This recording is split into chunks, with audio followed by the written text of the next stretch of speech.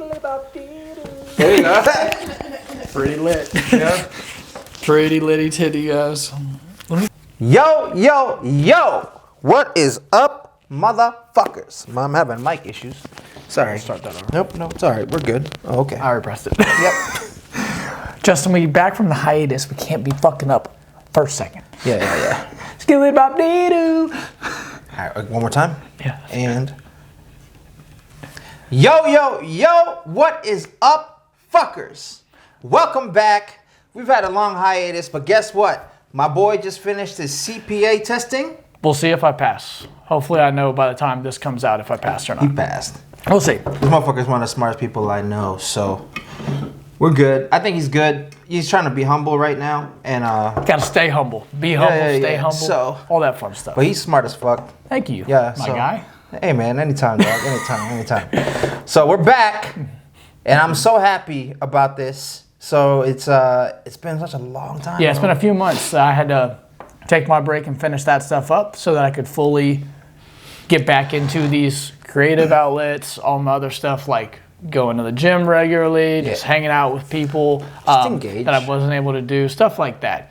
I'm really excited about. So hopefully it's good news I find out this week. And no matter what, anyway, we're back making episodes, we're back making videos, and we're really excited. Yeah. We got a lot of crazy stuff coming up for 2022. I think we talked about this in our Instagram post, but our lineup to start the year is going to be this episode we're covering Last Night in Soho. We got Antlers coming up, the new Scream movie. We wanted to let the Scream movie breathe just a tad so people that didn't want to go to theaters could see it. And so we got that. Night House. Black Phone. Black Phone's going to be coming out in March. We're going to do this month. It's February. This month? February, that's right. Yeah, it's this month. So this, I think in this month we'll be doing, not only that, but we'll talk about all the horror movies to look forward to coming for the year. We're going to do an episode purely on that, list like some of the favorites we're looking forward to, break them down, like a quick synopsis when we do those. So be on the lookout for that episode, kind of overarching one that doesn't focus on one movie, but just kind of gives you a little map of what's coming out for the year. So I think that's going to be good, but I'm hyped to get started with this episode. Yes, sir.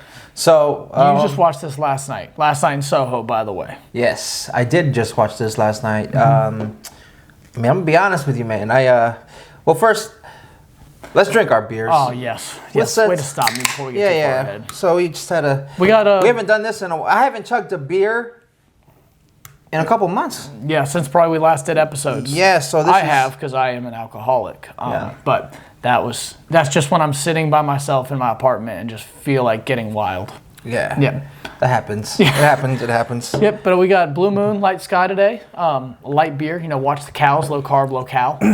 So, Justin. Never had this before, so. Oh, it's really good. Really good light version of Blue Moon. Cheers, bro. To a good episode. Welcome back. Yep. And me too. Welcome back, Justin.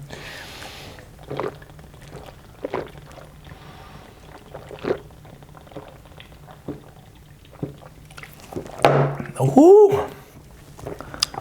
That's a good one. Now let's pop our washers. Ooh, Jeez. there we go.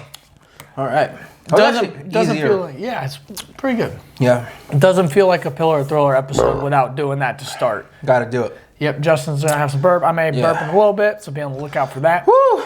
Always do it. So shout out to real quick. Shout out to Kosi. Shout out to Hanjaki. Shout out to Eric from He's Crafty. And are we missing some? Shout out to Brandon from Just Kicking It. Yeah, Justin just wanted to run through the sponsors real quick. Didn't even want to take any time for y'all. I love y'all. I'm gonna say your name a little slower. I hate both. I hate all of you. So I give y'all a little more time. Justin's like, shout out, da da da da. But sorry, I'm hurting, man. So Justin's still struggling from the drinking. Yeah. No, but seriously, to those sponsors, thank you so much for everything you do and supporting us and sharing all our stuff and being the consistent staple in that, and allowing us to be able to do all this junk. But yeah, man. With that being said, let's get back into that intro. Last Night Soho. We're talking about Last Night in Soho today, starring Anya Taylor-Joy, Thomasin, McKenzie. That was an old Anya Taylor-Joy. Obviously, is in a lot of other films that people have seen. The Witch being the one I've most recently. I've watched it several times, but her most recent movie I've watched. She was in The Witch. Yeah, she's the main girl in The Witch. Oh, shit. Yep. So there's a lot of good people. Matt Smith playing Jack. Michael Ajao, I apologize if I butcher that name, playing John, kind of welcoming Thomasin McKenzie into England. And I think it's the UK. But anyway, a lot of great people. We got Diana Rigg also that's playing the older woman that, without breaking anything down too early, the older woman that is renting out the room to Thomasin McKenzie. But Alex. Yes, thank you. And Thomasin McKenzie's name is Eloise in the movie, right? Because we'll be talking character names. Sandy is Anya. Thomasin McKenzie is Eloise. But I watched this a few months ago, theater at home type deal. Made some popcorn, had some candy, did all that. Made sure I watched it, gave the right ambiance. I couldn't make it to the theater when I was going to want to watch it. And Justin, you just watched it last night. I did. Man, reviews had them, quite high. Like, it was very, I think Rotten Tomatoes was around 70, right? Or 80 or something like that. Yeah, you can check that. But I remember texting you after the first, screenings came out.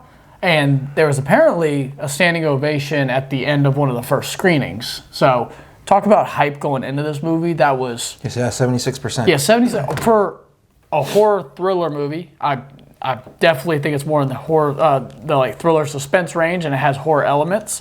Directed by Edgar Wright, who only other similar horror movie I think he did was, we'll call Shaun of the Dead in that category, but he did Baby Driver. So you could tell he's not like one of those horror veteran directors, right? And you can probably tell that from actually seeing the movie, because we talked about if it scared you, right?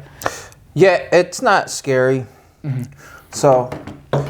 and I'd have to agree with that. I think it has enough ghostly figures and jump scares to keep you attent and make you really jump a little bit, but it's not balls to the wall, all gas, no brakes, extremely scary, jump scary, and everything like that. So I really like this movie. I think the rating is perfect. I think when I texted you, I gave it like a 7.5 or 8 out of 10 because I really enjoyed this movie. The acting performances, the suspense, the cinematography, the shots in general, and just how it doesn't tell you too much until it gives you a little bit of the story as you're going, right? Yeah. That's how I feel. So I didn't like it. You didn't like it? No. So that's fine. Tell me why. I was so confused, the whole time. So, there are a lot of, I think, questions that need to be answered for me, or at least a couple. So, this movie has doesn't give you a lot of details as you go through the movie. So as per scene that's happening, there's a lot of questions. I have a lot of questions. You get a little bit, and then it raises a new question, right? Yeah, and I'm like, this is and so I'll say this though, it's captivating, right? Because you don't know a lot. So you want to know more. And as the movie went on, I want to know more and more and more and more, which is cool. I like that. I like that aspect of it, and I was very intrigued by the whole movie. Yeah. But it was not it wasn't scary. The story was it was confusing. So it was, even at the end, it answered a lot of questions towards the end. Yeah, it's one you almost have to watch a few times. Because now with knowing how things break out, because you have this perception of things that are happening, and you get a little bit, like I said, I'd put it almost as in that slow burn category. And I know you're not a huge fan of slow burns, and I wouldn't say there's much slow burns than this movie. There are true slow burns. I think The Witch and The Lighthouse are very much slow burns. Oh God, I hated The Lighthouse too. Yeah, that's something we're not even going to talk about. Yeah, because I loved it. Yeah. But I'm a Robert Pattinson stan, a William Dafoe stan. Justin is too, which that also surprised me. But anyway, Last Night in Soho being slow. But I thought it was moderately paced. I don't think it was slow, but I thought it was moderately paced. So like you said, it drags you along. I think the movie runs around 2 hours. And it gives you enough. The first 40 to 50 minutes, you kind of know what's going on, but you're on this adventure of them building up Eloise and her figuring character. out what she can do, figuring out her backstory a little bit. They take their time, which I appreciate. Yeah. A lot of movies don't do that as much. They try to tell you. Now, she was an old, right? Who? Thomasin McKenzie. She was an old as one of the stages during that movie. And so you get two different things. You get Edgar Wright bringing this movie along slowly and giving you a lot of information. And then you get M.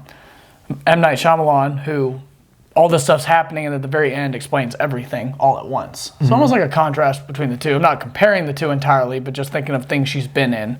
But I thought she did a good job acting. I mean, the acting was great and everything. Even like, I was telling her last night, we were watching it in bed, and we're crazy. We watch scary movies right before A lot we of go to us sleep. do, yeah. And so we were in bed last night, and I'm like, at the end there, so like there's not a lot of jump scares. You don't get that in this movie. You get a few. But man, at the end, when there was like this, so let's take you through the story of the movie for those who haven't watched. Spoiler alerts. Eloise is the main character. It starts out with her singing and dancing. She wants to go to fashion school in London. Also, which by the way, when they said Last Night in Soho, I immediately assumed this was going to take place in New York City. Really? In in Soho. Oh, because there's Soho. Yeah, so I had no idea there was a Soho in London. Yeah. Like, so, I've never been. So, and I want to go. Yeah, me too. We can make a pillar thriller trip to London. Be fun. We'll take me and the baby and Hannah. Actually, no, fuck the baby. We'll leave it with my parents. Jesus and then Christ. I mean, I love my baby, but like, you know. That was the first, ding it up, count it. That's the first fuck the baby. Yeah. There will be more. There will be more. And so we'll go so that we can just go double. You know, we'll have enjoy our time without having to worry about kids. Yeah. Anyway. So anyway, London. yeah. So we're in London. So she goes to school, she gets accepted into this fashion school, and her grandma, right before she leaves, she's telling her, "Be careful. London's not what you think it is. This and that and the other." And to me, it felt like the anyway. I think that was a good foreshadowing. Yeah. For what we end up getting from that is a really good foreshadowing because you'll see when you start getting into the time jumps but flashbacks that Eloise is seeing, and we're kind of walking through this, but Eloise like sees the good and the bad of the old flashbacks she gets. And she says she can handle herself, which is cool. Yeah. So she says she does this, she gets accepted into the school, but right before she goes, aside from her grandmother because her mother died, she's telling her, "Have you seen your mother? You know, recently, have you, whatever." And I guess she has like these supernatural powers where she can see the dead. Yeah. Which includes her mother. It seems like she's seeing people that are important to her. Yeah. Not just all the dead, but like important to her and what becomes important to her based on these flashbacks. So at the beginning, it made sense, and I'm like, okay, I can see you see your mother. She was talking to her at the beginning. Yeah, has her in the mirror. In the mirror, and like I guess she really loves her. This and that, the other. And so she gets to London. Immediately, she gets to London. She gets into this cab driver who's stalking her, and it's like, oh, great, you know, foreshadowing. Very Here we weird. go. Like, there's some bad things. Like that really does foreshadow into a lot of the stuff that's going on. Light just went out. The fuck? There it is. We're back. Weird. It's the ghost. Yeah. And so Yeah. cool, right? So she gets to London, she gets into school, she moves in with this roommates who's she's all right, look. This was Justin's like only comment to me about this movie. And like so her roommate Jacanta, she's a cunt. She's a cunt. Christ. She's a cunt. Like that's a strong word. And like that's how you know she did a really good job acting. Is like I hated her. She was like this typical high school bully, you know, whatever. Strong language. Yeah. Strong language warning for the kids at home. Yes. And anyway, so she gets through that and she realizes that they're fake to her after inviting her out, this and that, the other. And she moves houses. Yeah, she rents a house from Diana Rigg's character. Who is Alex. Her name's Alex. As at the moment, yes. At the moment, right? So her name's Alexandra. Yep. Moves into this house. And as soon as she moves into this house, this is when she starts getting all these, like, not premonitions, but she'll sleep, and then she'll see these dreams. She'll have dreams of the 60s, because her grandma listened to a lot of 60s music. So I guess that's what was important to her. She started seeing these visions of people, the person who used to sleep in that bed, and her name was Sandy, blonde chick, which is played by Anya Taylor-Joy. And this is what confused me. Because I was like, oh, is this her in a past life? No. That's what I thought, right? And like, that's what I was thinking. And then like, so when she started seeing these visions, I was like, how does this correlate to her? Because seeing her mother makes a lot of sense because that's her mom. But why is she seeing these other characters? If I tell you, we're jumping very far ahead to spoilers. So what happens at the end? Yeah. So she's seeing them because, well, I want to say two things. So while you're saying that, I want to say, first off, the shots are incredibly well done. The bouncing back in time through her dreams, and we get a long montage of stuff as Thomasin McKenzie playing Eloise is pulling like inspiration from all these outfits and stuff from the 60s to use in school, right? And she's excelling in school because of stuff like that. But how the stuff is shot with her like in her reflections and like helping her out and like being mirroring images of them doing the same motions and everything, it's incredible. It's like Thomasin McKenzie is living through her. Obviously, they're two different people, but she's seeing Sandy and all that stuff. But she is seeing Sandy because of the room she's renting, is being the one that Sandy was killing people in. So but she's not related to her. So no, like but she's in the room where all these people died. She's seeing all the nightmares and all the stuff she sees. It's like being haunted by a ghost and seeing all these things. That's why there's ghostly figures in the room. Yeah. That's why they come up later through the floor. So then why is she seeing these things in the library later? Because I think when she got there, that's where it took a grasp of her. And then I think she's going just one step further. Like she's so deep into it that it just becomes, that's how you know it kind of gets crazy. I kind of relate it to the newest Nightmare on Elm Street that had come out, the remake or reboot, when people started having micro sleeps and they were seeing stuff outside. She's not falling asleep when she's in the library and stuff, but it becomes like that next level of extreme. She's no longer just seeing them in her sleep. Yeah. Because she was about to fuck this guy, and they're in the middle of fucking, and she started seeing this. Yeah, I think the connection gets so strong, and also that is in that room. Where all that bad stuff had happened. So but she's not sleeping at this point anymore. No, so that's why I feel like the connection had gotten so strong that those premonitions and those visions became so strong. They were coming through that way, and we start seeing, obviously Sandy was trying to become a big time performer in Soho at all these different places and work her way up, and it shows all the bad stuff that happened. We were talking about this. They kind of romanticize all these. Girls and guys will romanticize the 1960s and 70s, but man, I want to live in that time. Like I want to be in that time because you see all the good stuff. Don't look at all the bad stuff. Bad stuff being someone in Sandy's position has to have extremely casual sex with a lot of people in order to work her way up. So you see this long montage of her talking to a whole bunch of people, and presumably it's how the entertainment industry worked back then. Yeah, he's like, let me suck this guy's dick so I can get further ahead into the. This man has really, these 3 months that we've taken off, this man has just saved it all up. Yeah.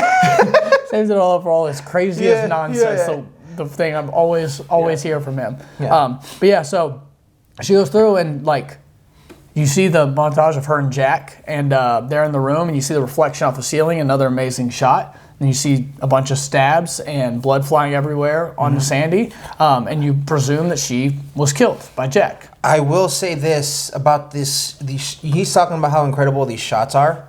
There is one shot in there which threw me off. It was dope. This was probably my favorite shot, and it was a dream within a dream. I don't think for all the horror films that I have watched, I don't think I'd ever seen, even a Nightmare on Elm Street, I don't think I'd seen a dream within a dream. We talking Inception here. Yeah. So it was like she was like that's when these people started actually touching these folks. Yeah. Like she started like that's why that connection got so strong. It got crazy. Yeah. And so that was awesome. And like it was still kind of confusing. Everything to me was confusing up until the end. And so when we get to the end, so you romanticize about all these things in the past, right? So like even us as like now, we're like, I wish I could have lived in this era, right? Like, and that's what she was doing. And so she realizes that it's not everything is what it's made out to be. Right.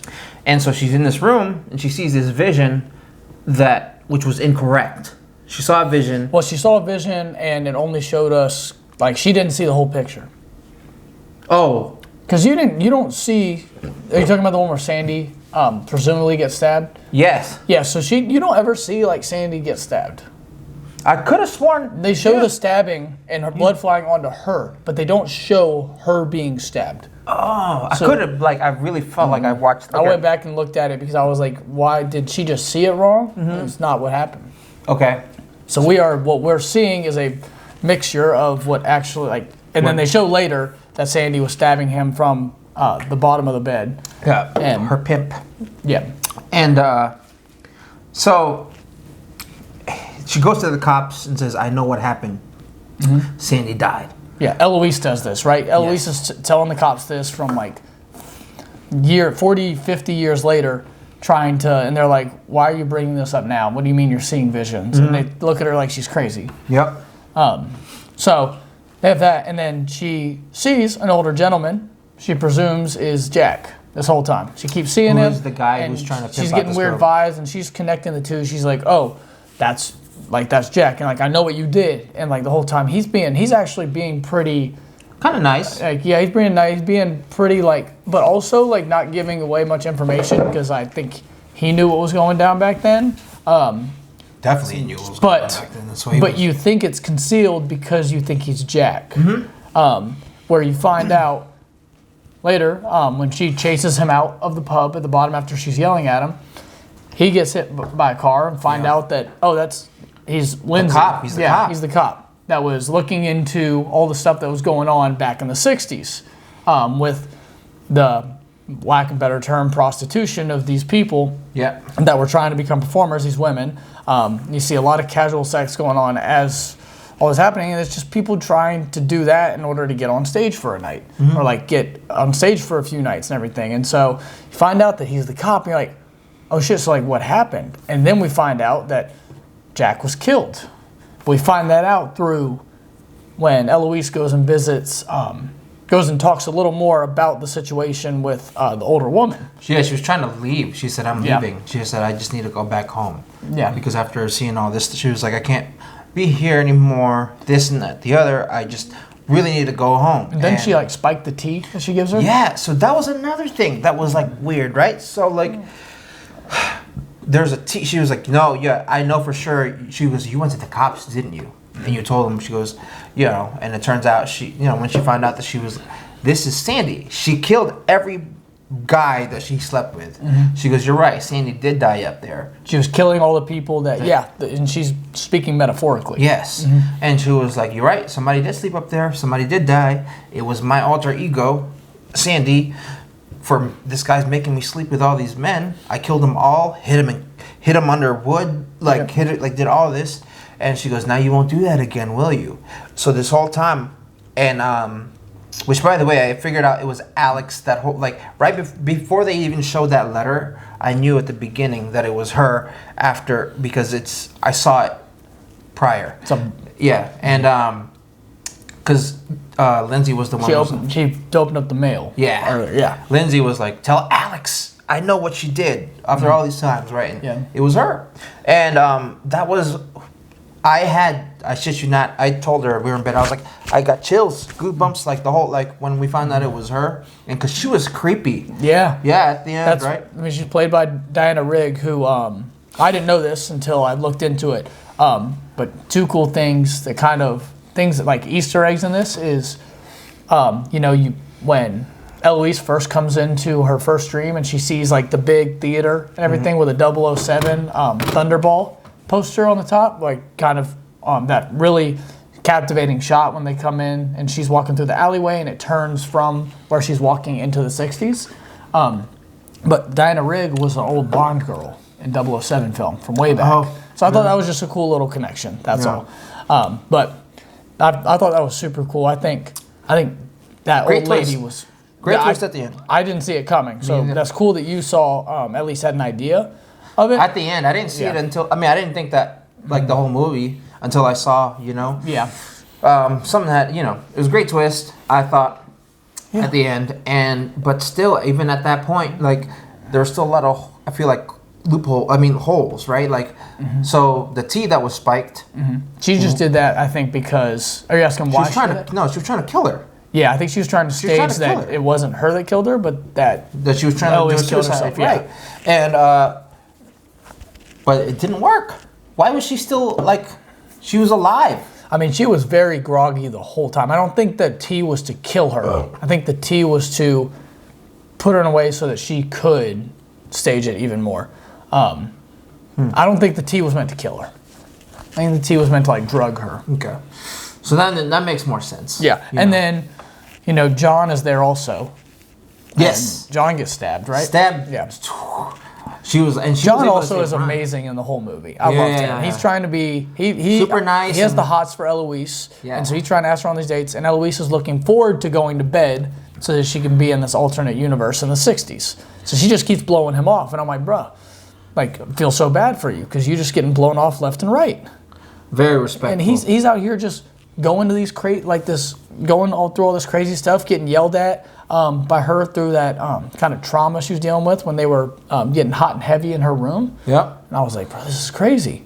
But shout out to John because he was amazing. Yeah, he did a good job and very respectful. Like as a man, that's what you want. Yeah, welcoming someone to a new city and he is the exact opposite of what was happening with Sandy. Being welcomed into a new industry, in a new city, and men taking advantage of her, and like all the other women, where he was doing it the complete opposite way. Yep. Because you almost think like kind of what the cab driver was doing. Yep. The way tale of two people welcoming someone to a city. Yep. So I did like that. There were a lot of good. There were a lot of goods for me. I just felt like there were more bads than there were goods in this movie. And I don't know. I had a very up and down, it's like a roller coaster ride for me in that. And it was just like, I don't like being confused, like in a movie where things don't make sense. See, I liked not knowing what was, like, I liked knowing a little bit and trying to piece it together and then being led a different way. Yeah. Because I was convinced the older guy was Jack and not Lindsay. Too. They did a good job with that. Incredible cover up there. And we didn't know about the older lady, so two good twists that Edgar Wright did in that movie. And you don't see many movies like that anymore. A lot of them want to get straight to the point or explain too much. So that's why I appreciated it. Yeah. At least. And I was like, oh, this is something different. And I think this movie is different in a good way. And it's shot extremely well. So he takes his expertise and shot it that way. And I thought it was incredibly shot from that perspective. And just seeing something different and well produced that's not like a James Wan film in horror, you know what I mean? Like something well produced, well shot with all these creative shots and everything, but we're used to all these other well versed horror directors doing them, so we get someone new doing them, which I thought was cool. And then Sandy dies, or Alex dies at the end of the movie with the house burned down to end all the nightmares, the like kind of lay the ghost to rest. So when that all happens at the end, that's like full closure, and they get out of the house and they live on to see another day, and she gets to continue her journey onto being in school for, was it fashion design essentially? And you see at the end, like basically a runway of all her stuff. Which I thought was cool. She killed it. She was. I mean, obviously she was already doing a good job in the beginning at her school. Yeah. And because she was pulling stuff from the 60s. She was seeing, which was awesome. Yeah, and so she was doing a good job. And I'll say that the acting in this was great, and I love the actors. Thank you so. It was great. I mean, you look at who's billed on the cast, and you're like, how could this not be well acted? Yeah, and it was done really well. I just like the story to me just wasn't like. it's not my cup of tea. You know, That's it fair. could be for a lot of other people. And when we're talking about cohesiveness, I don't really see it because it's kind of all over the place. Yeah. But But that's my opinion. One that, you know, I don't have to like everything. Yeah, well, that's good. Like, I like we do a lot of episodes, and a lot of the times we favor covering stuff we really liked. It's good when I really like a movie and Justin has differing opinion, or vice versa. Like Justin really loved Wrong Turn. I liked it. I had a lot of things I didn't like about it, and that was an awesome episode and a great discussion we had about it, and that's why we do this. But with that being said, hopefully we gave you all enough details. If you haven't seen it, to go see it, and if you want to, yeah, I mean, it's a good movie. But we want to give y'all our pillar point system. Yeah, man. To me, I'll probably give it a 2 out of 5. Terror factor really wasn't there. It wasn't scary. The cohesiveness there and the directorial touch, to me, also wasn't really there. Acting was great. I didn't feel as invested, although it was captivating, and the storyline. So I think 2 is a little high, but I'll give it a 2. You thought 2 was high, based off of our system. Okay. I agree. So for me, I agree the terror factor wasn't super high. Yeah. That's kind of what weighs it down a little bit for me. When I was thinking about this movie originally on a scale of 10, just on a general, like if I liked it or not, I gave it between a 7 and 8, kind of depending on first watch, second watch and stuff. But directorial touch, I actually thought there was a really good directorial touch in the shots, and just the color scheme and everything, and just how things bounce back and forth. I think that was what I took from directorial touch, because if you laid that story out like just standard like any other movie, you don't get that same movie. So that's how I felt. I think the sequence of things you had to go, some facts being revealed earlier than others, and you thinking one thing and then getting another, was what I got out of him putting his twist on it. Because Edgar Wright's a really well-seasoned director, and I think he did something different in having a horror movie like that. Cohesiveness, I agree, it wasn't extremely cohesive, but it did enough to bring you full circle and connect everything that came through. So that's what I liked about that. But all is said and done, for me, I would give it a 3.5 out of 5. It's good. I mean, that's what I expected, right? So yeah, I wish it was scarier, but it had enough to keep your attention. Yeah. But like we said, it's good when we have differing opinions on stuff, because if we liked everything, we'd just be talking about all the good. Yeah. And we get to talk back and forth on what he liked, what he didn't like, what I liked, what I didn't like, and that's what we do this for. I actually purposely didn't text him last night so he'd be prepared for me to say, so he wouldn't be prepared for me to say I didn't like it. Because, a lot of times, whenever I'm watching a movie that he's already watched, I was passed out after the crawfish boil anyway. So. Yeah. I tell him how I feel, but I didn't do that last night just so I could get a natural reaction for the camera. And I love it. And we have some natural reactions coming up with some trailer reactions as well. Coming out this week. So be on the lookout for those. If they're already out, if they are out, go watch them. We just don't know the sequence of how we'll be releasing these episodes this week, but I think this will be coming first. Yeah, probably. I imagine. Yep. So that's what I would like to do. Yeah. So, but we'll see. We're going to talk about it after, and we'll see. But again, thanks for listening. Thanks for watching. As always, man, peace and love. It feels great to be back. I love the energy in here. It's amazing. It's amazing. I mean, we got 18,000 cuss words from Justin. Yeah. And we ain't talking damn. We ain't talking hell. We're talking all the bad stuff. So that's how you know we're back. Yeah. But seriously, thank you for listening, watching. Shout out to our sponsors again. And we got, you probably see it later, but just a shameless plug. We got some heat coming out, as not just Pillar of Thriller, but Pillar of Thriller, Haunt Junkies, and He's Crafty together. We got something up our sleeves that'll be out. So just be on the lookout for that. These. Up these so sleeves.